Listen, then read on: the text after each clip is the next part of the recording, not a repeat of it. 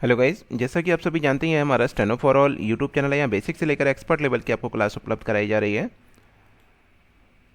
ये संपादकीय का पहला डिक्टेशन है हमारा आज की डेट का। जो छात्र प्लान लेके तैयारी कर रहे हैं उनके लिए उनको पता है किस तरह से मूल्यांकन और क्या क्या सुविधाएं हैं, और जिन लोग लेने का प्लान कर रहे हैं उनके लिए बता देना चाहता हूँ, वो अगर प्लान लेते हैं तो उसमें आपको प्रतिदिन GK GS reasoning English reasoning नहीं इंग्लिश जीके जीएस और साथ ही स्टेनो से रिलेटेड जॉब के बारे में आपको जानकारी मिलती है। सभी करने के लिए तैयार रहें। रेडी।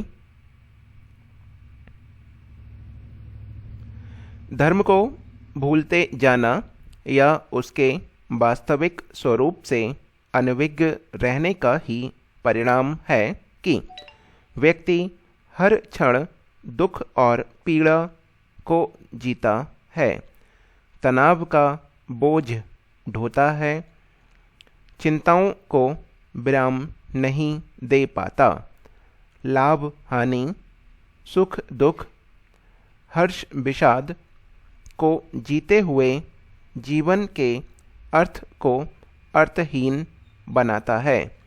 वह असंतुलन और आडंबर में जीते हुए कहीं न कहीं जीवन को भारभूत महसूस करता है, जबकि इस भार से निर्भर होने का उपाय उसी के पास, उसी के भीतर है। जरूरत है अंतर में गोता लगाने की। जब जब वह इस तरह की कोशिश करता है तो उसे महसूस होता है कि जीवन तो मूल्यवान है, श्रेष्ठ है, आनंदमय है और आदर्श है। धर्म को हम भीतर न तलाश कर बाहर तलाशने की भूल कर रहे हैं। कभी हम उसे मंदिर, मस्जिद, गुरुद्वारे में तलाशते हैं तो कभी सिद्धांतों, क्रियाकांडों, रीति रिवाजों, परंपराओं में खोजते हैं जो जीवन के नैतिक मूल्यों को सम्मान देता है, अच्छाइयों के प्रति आस्था रखता है और बुराइयों के प्रति संघर्ष करने का साहस रखता है।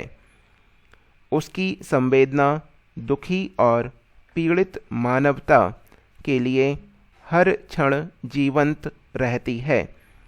ऐसे व्यक्ति सचमुच सच्चे धार्मिक हैं और उनकी धार्मिकता भी प्रभावी और कार्यकारी है।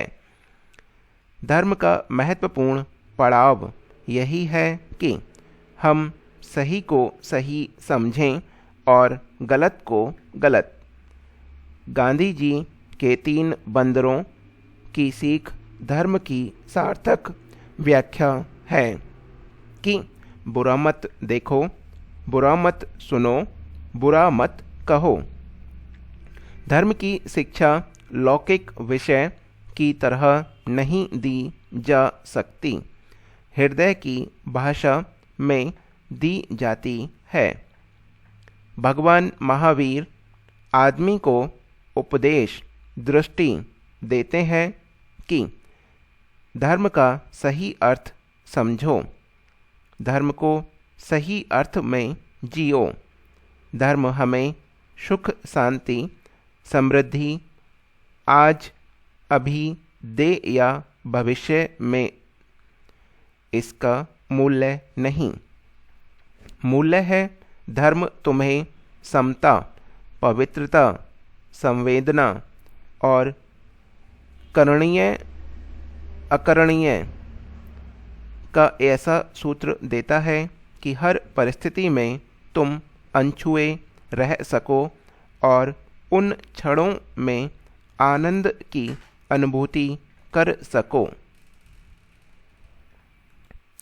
कोरोना संकट के बीच कुछ जरूरी कामों में खलल डालने के लिए किस तरह की क्षुद्र राजनीति हो रही है और उसमें अदालतों को भी मोहरा बनाया जा रहा है।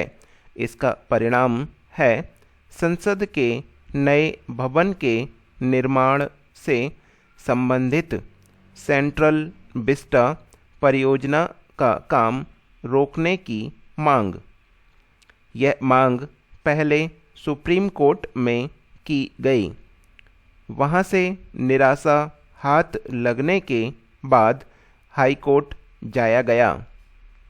कायदे से तो ऐसी फालतू की याचिकाओं को हतोत्साहित किया जाना चाहिए, क्योंकि वे केवल अदालतों का समय ही नष्ट करती हैं।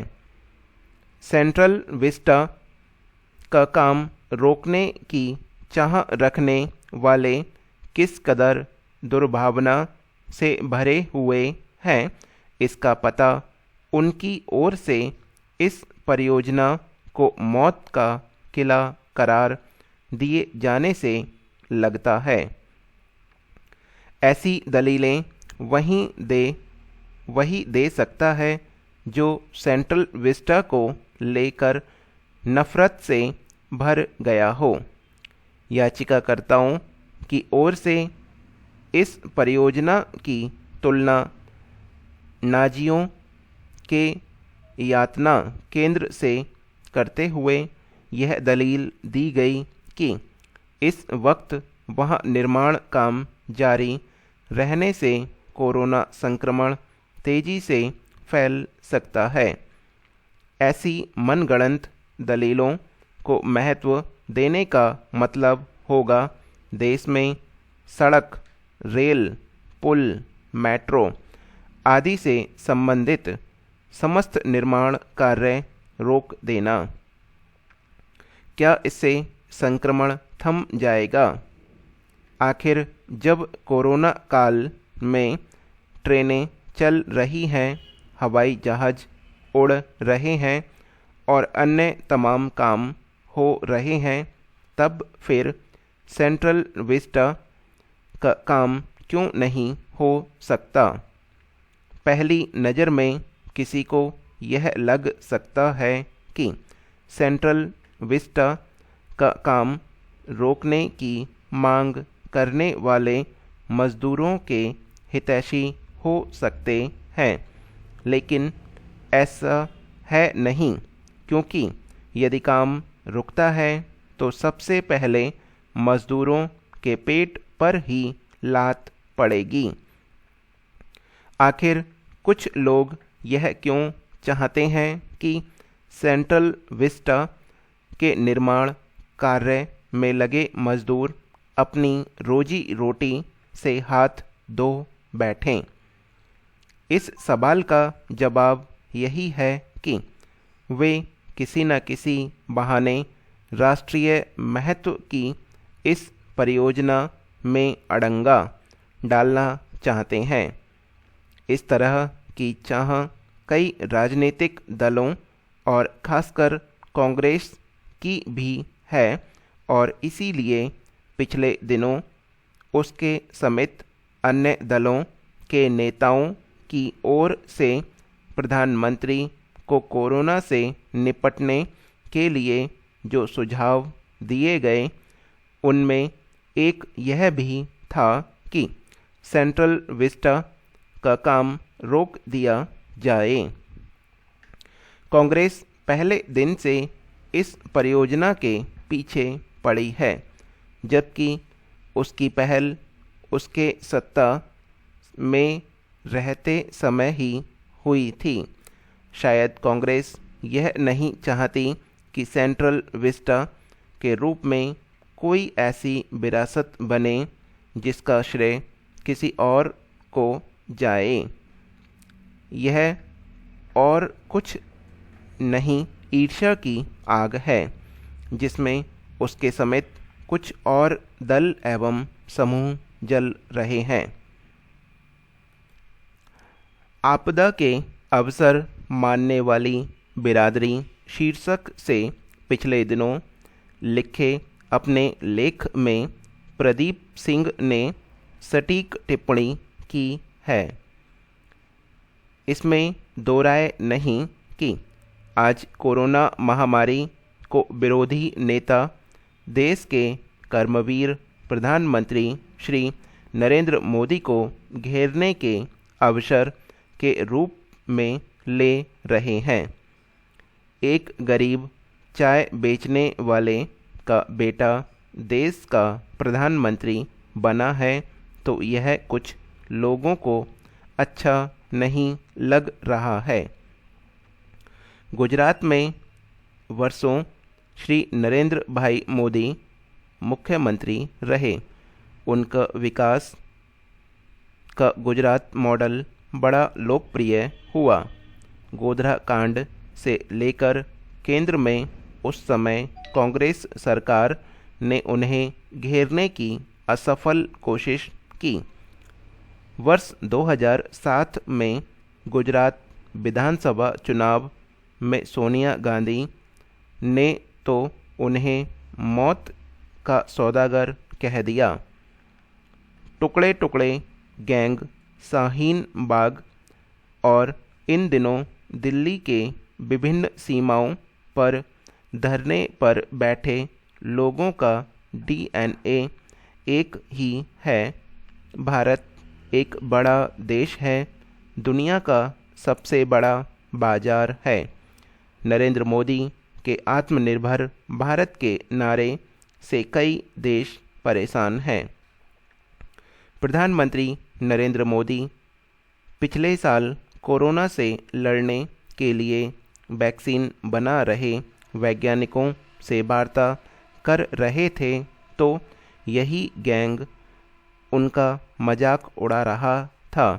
सबसे पहले वैक्सीन भारत ने बनाई, इसका श्रेय देना तो दूर, देश में वैक्सीन के प्रति भ्रम फैलाने का काम कर रहे थे। अब विरोधी कह रहे हैं कि वैक्सीन विदेश क्यों भेजी गई। आज भारत की सेना की तीनों शाखाएं अस्पताल बना रही हैं, ऑक्सीजन ला रही हैं। नरेंद्र मोदी दिन रात अपने काम में जुटे हुए हैं। ये हमारा डिक्टेशन समाप्त हो चुका है। जो भी करना चाहते हैं कर सकते हैं।